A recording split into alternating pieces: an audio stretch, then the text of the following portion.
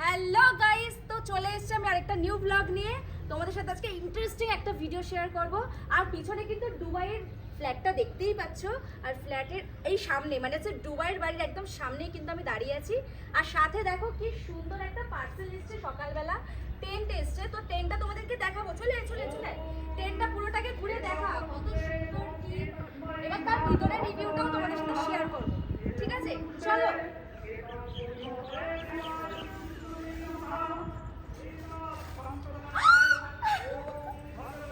আমি এখানে কি করে চলে এলাম? পার্সেলের সাথে এইটাকে চলে এলো, আমি তো এটাই বুঝে উঠতে পারছি আমাকে তো না। বললো ফ্লিপকার্টে শুট হবে ভিতরে দাঁড়াতে, কিন্তু এটা এই কোথায় চলে এলাম আমি? যা বাবা, আমি কাম টু দুবাইতে এসে তো একদম হরিয়ানা দেখে নিচ্ছি, এটা আবার কি? তুই কোথা দিয়ে এলি? আরে অদ্ভুত। আমি তো পার্সেলটা অর্ডার করেছিলাম। হ্যাঁ, তুই এইসব অর্ডার করবি, স্বাভাবিক। আরে কাম টু দুবাইতে এসে ভাল। হাবিবিকে পেয়ে গেলাম কেন? এখান দিয়ে তো আমার আচ্ছা যাই হোক, যখন পেয়ে গেলাম আমি তো ভীষণ খুশি।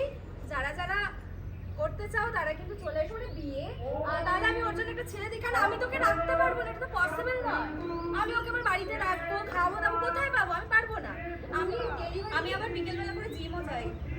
সেও জিম যাক যাবারে করুক, ঠিক আছে? অত চিন্তা করতে হবে না, বাড়িতে বিয়ে করে নেওয়ার পর ঠিক আছে। যাই হোক, তো ওকে তো ভাবতে হবে না। তোমরা কিন্তু বলো কারা কারা, মানে বিজ্ঞাপনটা কিন্তু দিয়ে দিও, ঠিক আছে? কোনো দিকে চাপ নেই, আমি বলে দিচ্ছি। আমি ভেবেছিলাম এমন আমাকে দাঁড় করিয়ে রেখে আমার গরম লেগে গেছে, আমি একটু মুখ হাত পা ধুয়ে নিই বাবা। এত কথা আমি বলতে চাই না, কেন আমাকে এইসব একটা জায়গাতে ফাঁসিয়ে দেওয়া হয় ঠাকুর জানে। আমার বাড়িতে পার্সেল এসেছে, আমি এত কোটি টাকা দিয়ে একটা টেন্ট অর্ডার করেছি, আর সে কিনা বলছো অদ্ভুত কথা। এখন তার আবার হাত পা জলে জল করে দিল, আমি পুরো ভিজে গেলাম। অনেক বেশি বকিস। অনেক বেশি বকিস মানে? দেখ আমার নতুন জামাটা দেখ, জামাটা কিনতে পারবি কোনোদিন? তুই তো গরিব। দুবাইতে এসে আমি টেন্ট অর্ডার করেছি কোটি টাকা দিয়ে, ও আমাকে বলছে ড্রেসটা কিনতে পারবো কিনে দেবে। তোমরাই বলো আমি কি বলবো। আমি আজকে কালাপুরি হয়েছিল, কি হয়েছে? আমি কালাপাড়ি জুতোও পরিস একটা অর্ডার ও দিয়ে। অ্যাকচুয়ালি ওর মনের মতো কালার হয়েছে। কি বলবো, আর আমার কিছুই বলার নেই। আমি আসলে সবাইকে কালো জাদু করতে ভালোবাসি, কিন্তু কিছু করার নেই। সেজন্য সবাই কালো করে থাকি, যাতে ছেলেরা ছটপট করে চলে আসে। কিন্তু আজকে কথা কিন্তু ঠিক। দেখো, ও সবসময় কালো জামা কাপড় পরে, ওকে কেউ নজর দিতে পারে না।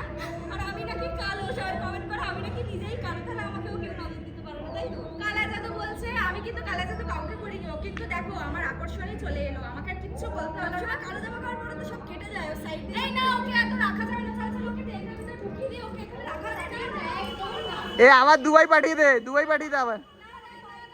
ওকে পার্সেল যেখান থেকে এসেছে ওকে সেখানেই পুরো আমি পার্সেল দিয়ে দেবো।